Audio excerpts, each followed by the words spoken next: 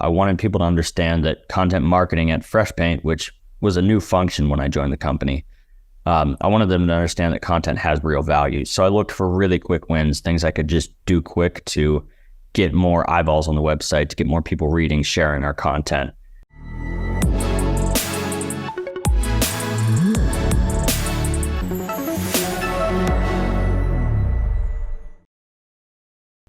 Hello, everyone, and welcome to another episode of the SaaS SEO Show.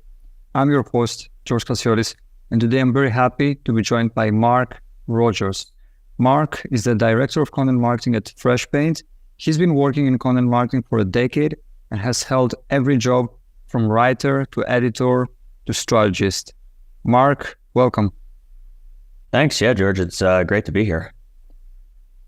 I usually share more things in the intro.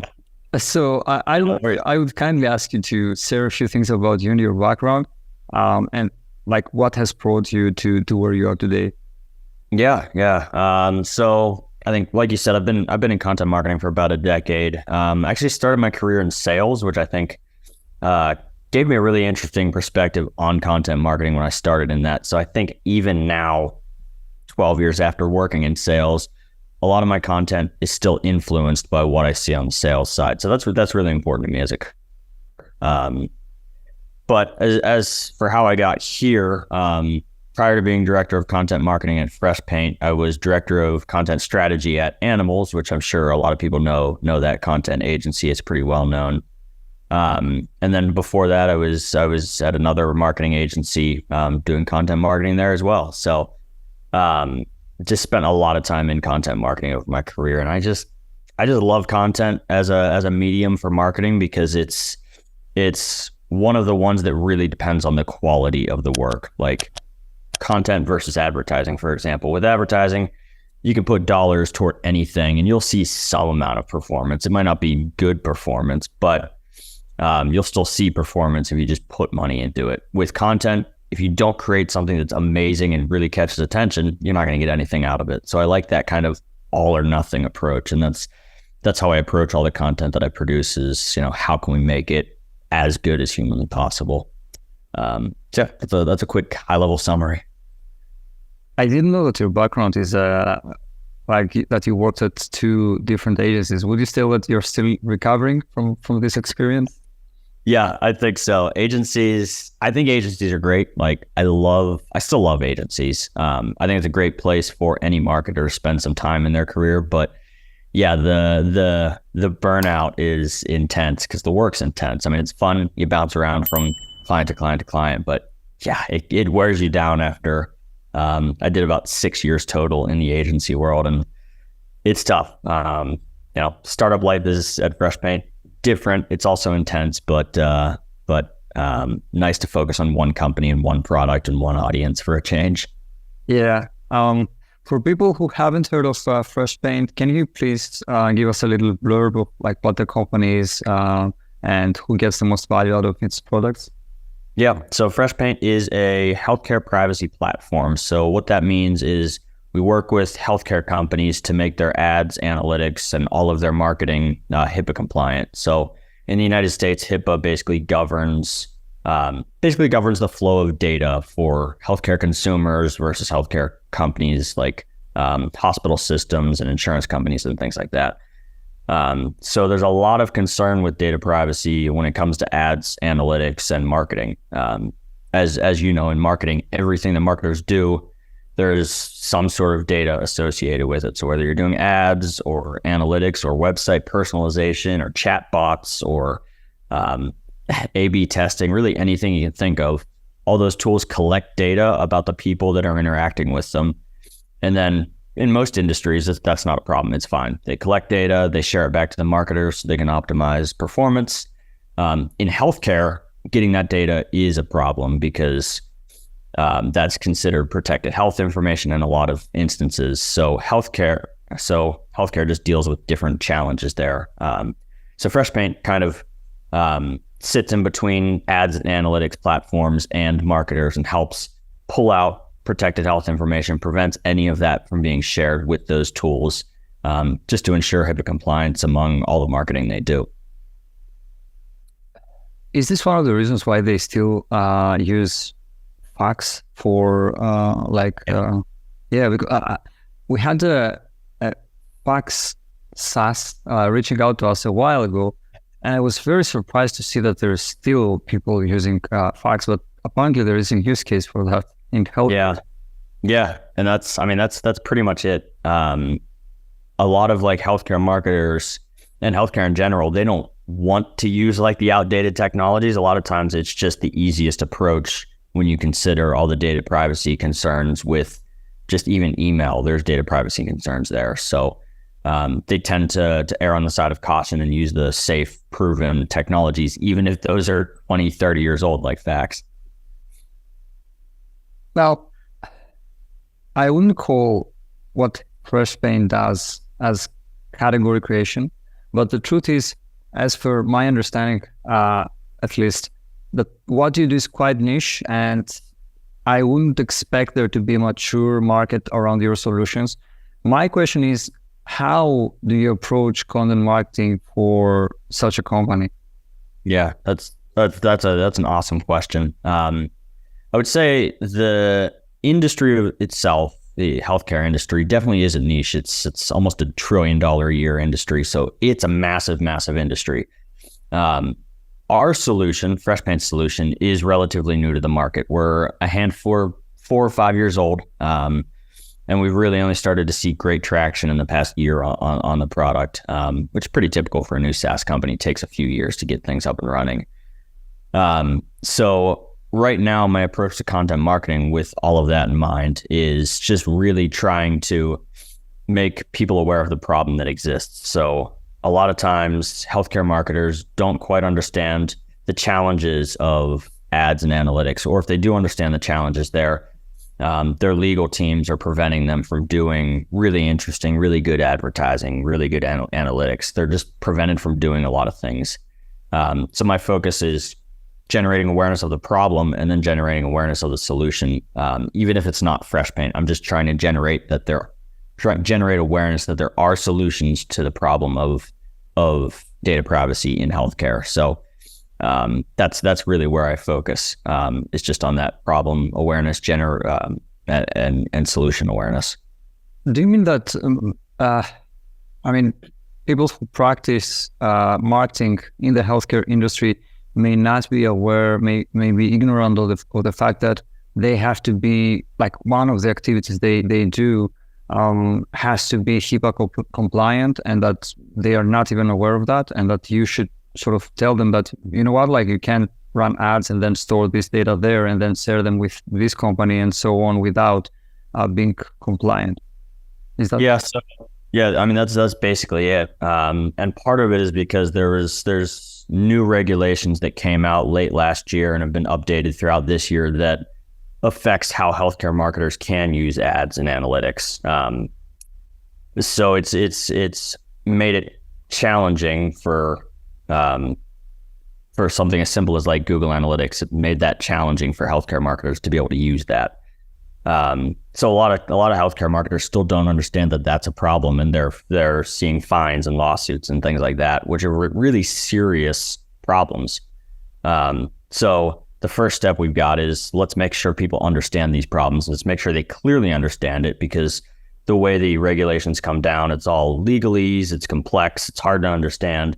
So we're trying to cut through all that, make it really simple to understand, and then also make it really simple for healthcare marketers to understand that there's a clear solution here. You don't have to, like a lot of healthcare organizations are being told, shut off ads, shut off analytics, don't do anything, which is, that's not a good situation.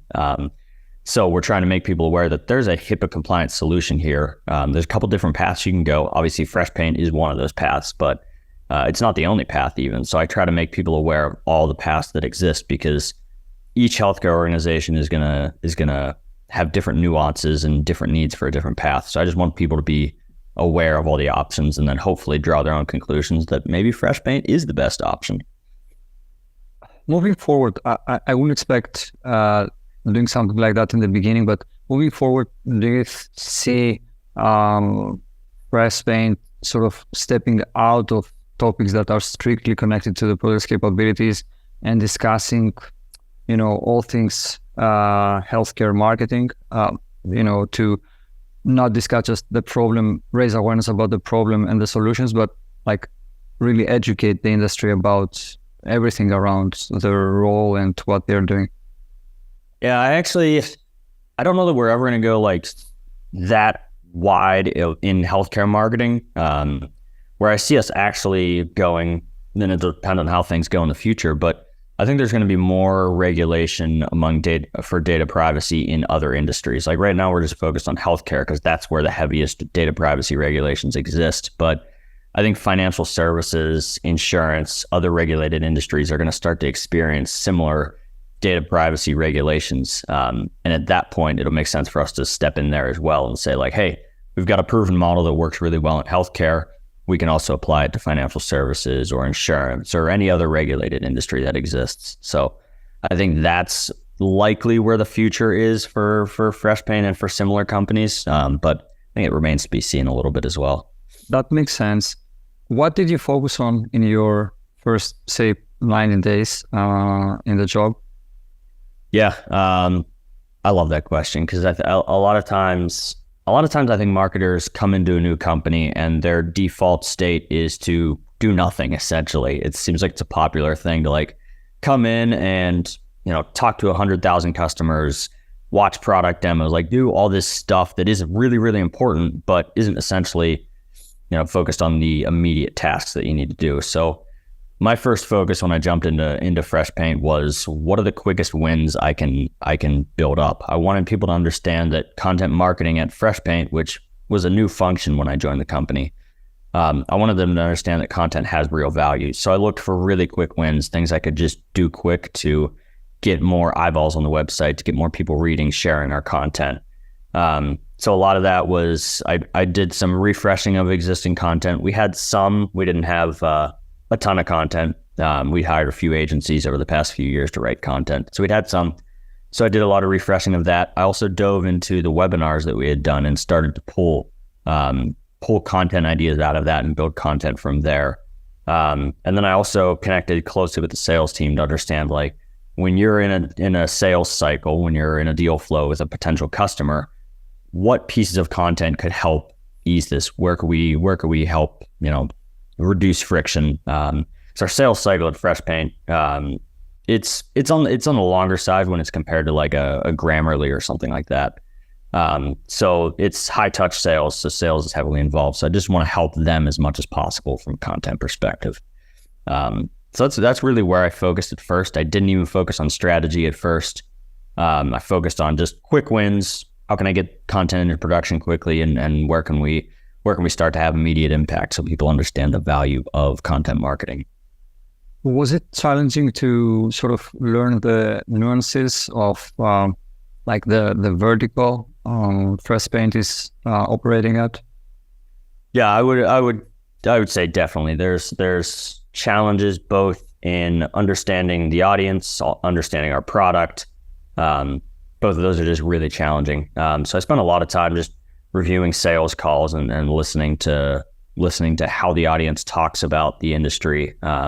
Spent a lot of time just watching product demos as well to make sure I had a good, solid understanding of our product, because it is, even though healthcare marketers are the beneficiary of our product, it is a slightly more technical product in nature versus Ahrefs or Grammarly or something like that. So it just takes some nuanced understanding of it. But I'm still learning. I think I'll continue to learn the product and the audience throughout the next 6, 7, 8 years, however long I'm at Freshpaint. But I feel like I've got a good baseline handle on the audience and the product at this point. So a few months in now, what would you say is Freshpaint's content strategy? What are the main pillars of it?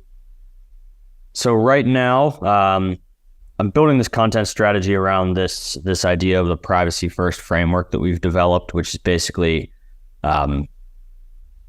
saying like healthcare marketers can do really great ads, really great analytics if you take a privacy first approach to it. So we developed this privacy first approach, which is essentially make sure you understand all the technology you're using on your website before you actually go and use it.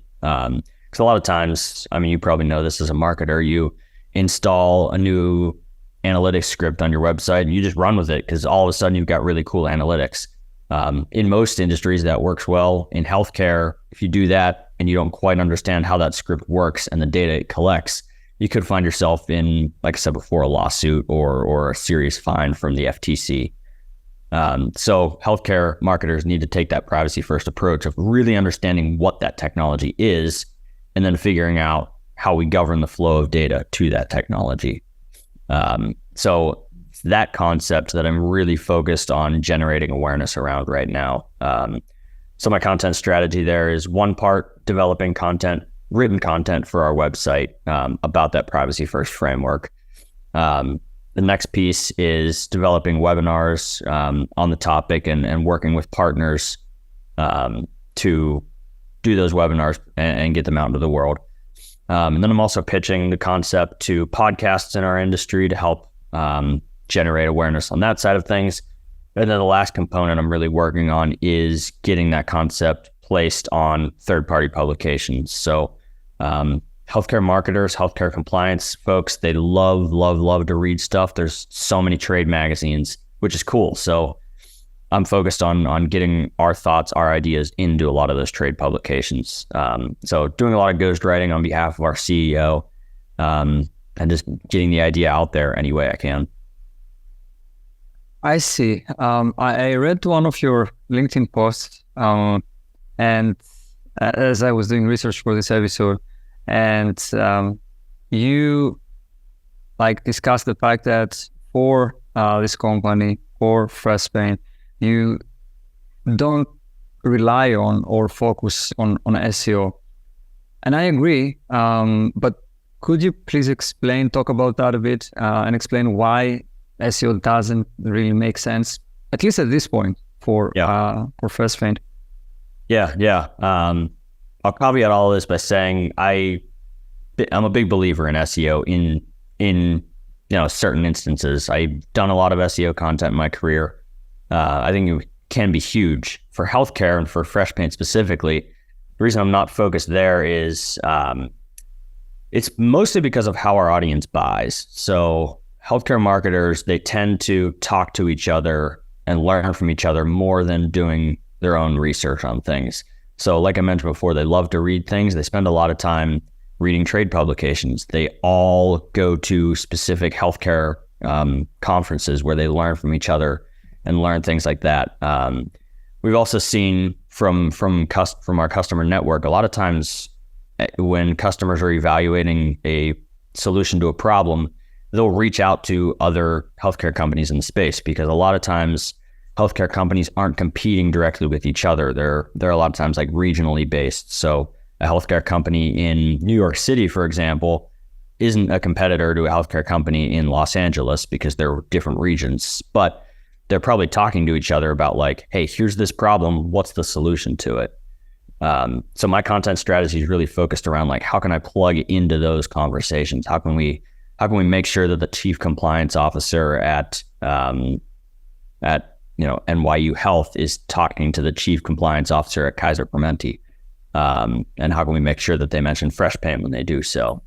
So a lot of times it's just focused on that side of things. And that a lot of times just steers me away from SEO because those chief compliance officers, the heads of marketing, those people that are really focused on that side of things, they're not going to Google and searching what's the best healthcare privacy platform. Like you mentioned before, our solution is relatively new, so there's not really a category around that concept of healthcare privacy platform. So nobody's searching that exactly. They might go to Google and search how can I make HIPAA or how can I make Google Analytics HIPAA compliant? If they search that, we already rank well for that term. So there are a few terms out there that do matter from an SEO perspective. We already rank for most of them, if not all of them. So at this point, I'm focused elsewhere, and probably in the future, I will shift back to SEO when it makes sense. But right now, there's just so much potential in trying to get involved in those conversations that compliance officers are having. So that's really my focus right now. You kind of touched on that in the previous answer you gave, but I would like to know how you think about distribution. I perceive very often organic search as a distribution channel. The problem with it is that, I mean, traditionally up to this point, and I would, expect the same thing to continue happening in the near future. Average content, was rewarded in organic search, right? Which is not the same as creating a piece of content that, you will get instant feedback on, let's say, LinkedIn or whatever other platforms you may be distributing that piece of content on. And so I would say this is one of the reasons why we have so much like subpar content that's sort of created for a search audience. But you can do the same with a piece of content that like you like your intention is to publish that on LinkedIn, for example. I guess my question is, how do you think about content distribution, assuming given as a fact that you're not leveraging organic search as a distribution, let's say, channel? Yeah, so I think when you're not using organic search, it's more of like I call it like the hustle approach to distribution. So you really got to just work hard to get your content out into the world. So anytime we publish a piece of content, I reach out to third-party publications and let them know like, hey, we published a piece of content. Your audience might find this interesting. Do you want to feature it in your newsletter? And that works with decent amount of success, just that right there. So I usually get a few placements a week in different industry newsletters, which when you get a placement in a good newsletter, that'll drive thousands of clicks to your website each week, which is great. Beyond that, it's the same thing on LinkedIn. A lot of times I'll take a piece of content and write like enticing summary copy of it and hand that to the sales team and say like, hey, post this on LinkedIn as yourself. Because right now, like LinkedIn works really well if you go with like a person first approach to it. So rather than posting under Freshpaint's brand account, which I do also, but rather than just doing that, distributing the ideas and the content through our employees works really, really well also. And a good thing about using the sales team is a lot of times they're talking to they're having sales conversations with our audience every week. So they're connecting with those folks on LinkedIn. So just getting in front of them another way is only beneficial to both myself from a content perspective, but them as a sales leader, it's helpful as well. And then beyond that, again, it's just more hustle distribution. It's just working and trying to find places where the audience is and distributing the content there. So there's a handful of like Slack groups, Reddit groups, places like that I distribute content as well. The difference with those is like, it's not, you don't just post a link there and say like, hey, read this. It's usually all about like generating community engagement with those people, because I want the people in those communities to trust me and trust the fact that the content I'm sharing with them isn't spam. It's meant to be helpful. It's meant to be useful. So that's definitely a longer term play, but it's starting to pick up really well now that I've been at it for 3-4 months. And so it's just, like I said, thinking about all the places the audience is and trying to get in front of them. It's a unique situation, I think, because imagine reaching out to a marketing publication to be featured in their newsletter or something like this. Chances are they will not even get back, right? But even if they do, maybe they will ask for money or they will just say no. Whereas in a more traditional industry like this, people may not be like bombarded with marketing pitches and people selling links for $10 each and so on. And so maybe they are more open to this and even welcome it. I don't know. Yeah, I definitely think there's something to that as well.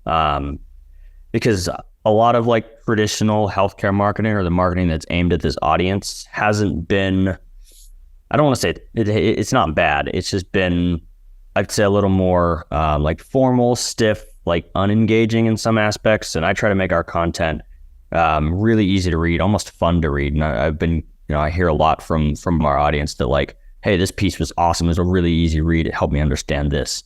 So I'm trying to bring like a slightly different spin to a lot of these topics, just to catch attention a little more. And I think when you take that approach in an industry that has traditionally been a little stiffer, a little more buttoned up, it seems to stand out really well. So I think that that is definitely one of the reasons why it works so well. But it is still a numbers game. You know, I reach out to 25, 30 publications a week and might get placement in 2 or 3 of them. So it just takes some work. But like I said, when it does land, it's really worth it. Now, one topic that makes most of us content marketers feel a bit uncomfortable, uneasy, is measurement, performance measurement. And traditionally, I don't know about you, but my perception of this is that we relied heavily on traffic, and more specifically organic traffic, as the main vehicle, let's say, to communicate the effectiveness of our work, which, I don't know, I have some concerns, especially if SEO becomes, let's say, a weaker quote unquote channel.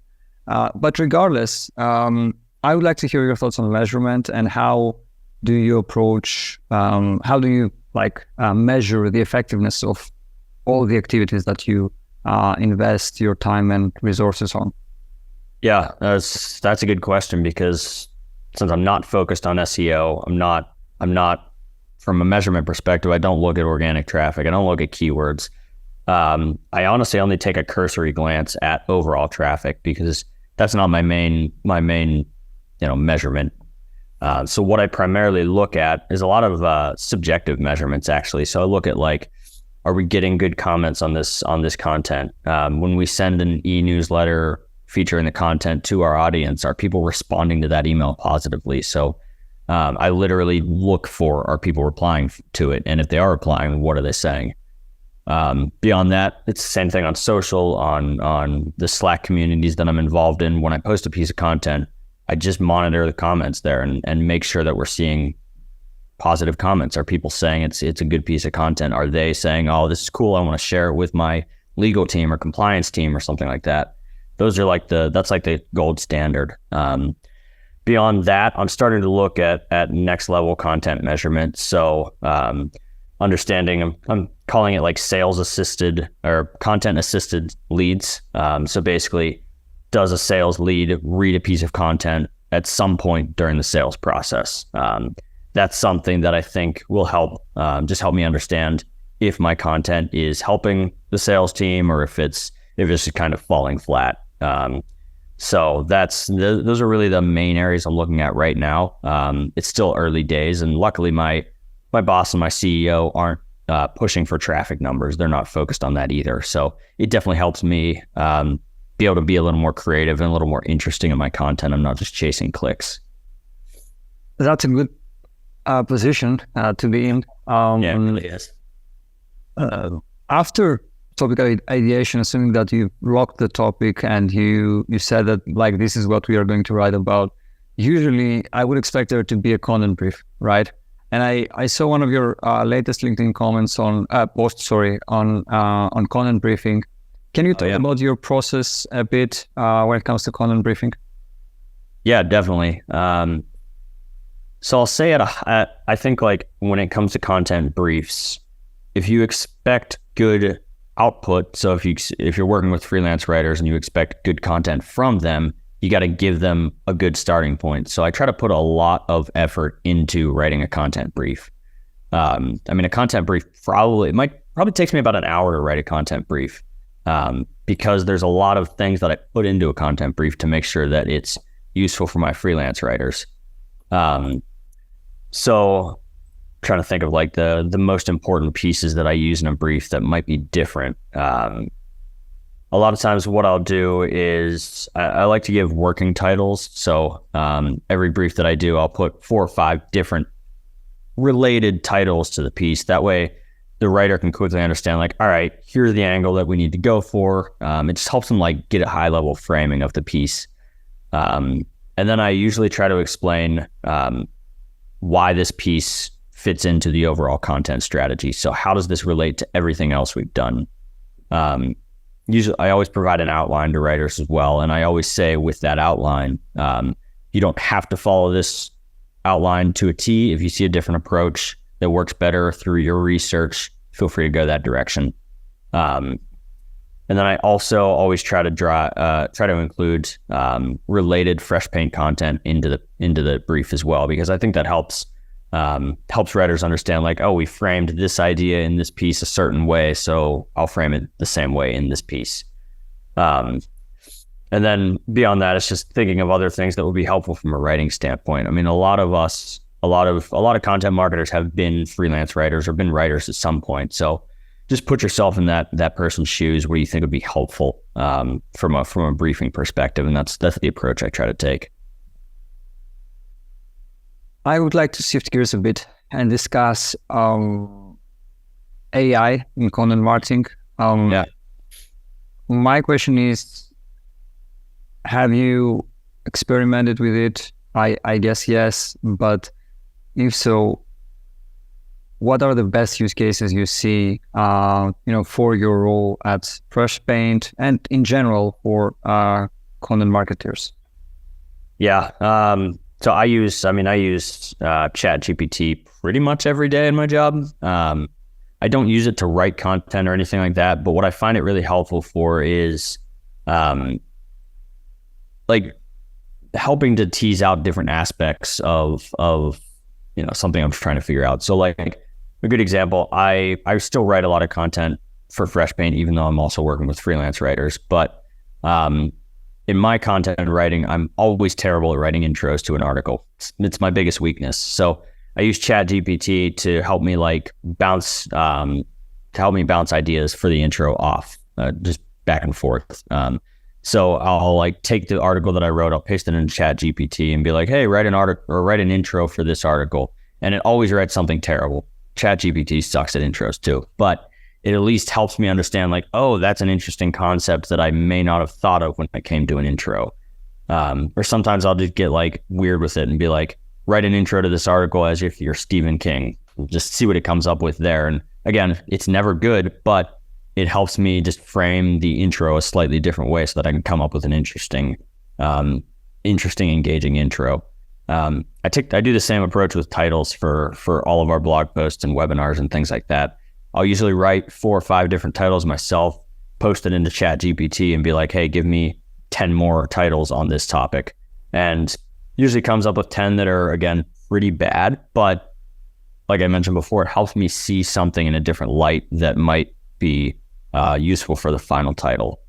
Beyond that, I use ChatGPT a ton for data analysis in Excel. ChatGPT is really good at coming up with formulas to help you analyze data in a different way. And then a lot of times we use Webflow as our CMS, and Webflow is great, but a lot of times it requires custom HTML to do specific things. Like if you want a table of contents, you got to do that in HTML. And I know HTML, but I'm really slow at writing it. So I just have ChatGPT do it, and it can create a table of contents with anchor texts and anchor links in under 2 seconds. And then I just paste that right into Webflow and I've got a table of contents. So stuff like that makes my job so much faster and so much easier. Like an assistant, sort of. Yeah. I get it. So second to last question. Let's talk about the future of content marketing for SaaS companies. What do you think the future holds for SaaS content marketing? Yeah, I mean, AI is obviously going to have a huge impact, but I don't think AI is going to come in and take our jobs or anything like that. I think probably what we'll see is a lot of that simple 101 level mediocre content. I think a lot of that will start to be covered by AI. So you still see a lot of companies publishing what is a data warehouse, which is, at this point, so many companies have written that, doesn't need to be written again. I think you're going to see AI start to capture those easy ones, things that are just more fact-based, explaining simply what a data warehouse is. AI can handle that, which I think is a good thing because it frees us up as content marketers and writers to write more interesting content. So I think it's going to be more about connecting with subject matter experts, creating really interesting content with unique angles that is just more helpful rather than another definition of another industry term. So I think there's just a huge amount of potential for the future of content marketing from a creativity perspective, which is cool. I think it'll be good to bring some creativity back into the industry. And I think AI enables that because it can handle all the boring stuff. I agree. So last question, Mark, for people who want to reach out to you or connect, what's the best place to do so? Yeah, LinkedIn is by far the best place. I try to publish at least once a week, something behind the scenes about what it's like working at Freshpaint. So you'll see me publish about the content strategy I'm working on, or how I'm thinking about content distribution, or like we were just talking about, I published my content brief framework on LinkedIn last week. So just kind of whatever's top of mind for me that week, I try to publish something that'll help content marketers and marketers in general. So LinkedIn's a great place. Just search Mark Rogers Freshpaint. It's probably the best way to find me. Okay, we will drop it in the show notes. Mark, thank you very much for this conversation. Yeah, George, I appreciate you having me on. This is a lot of fun.